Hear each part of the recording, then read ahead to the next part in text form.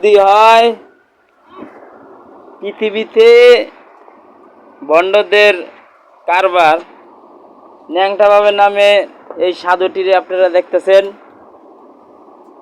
এটা যদি সাধু হয়, এটা যদি মানুষের কল্যাণ করতে পারে, তাহলে ইবলিশ কি করতে পারবে?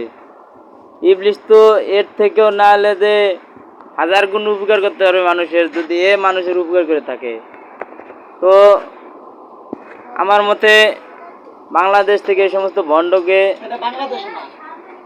বাংলাদেশ অথবা ইন্ডিয়া যেই দেশে হোক না কেন, এই সমস্ত ভণ্ডদেরকে এই পৃথিবী থেকে সরিয়ে দেওয়া হোক।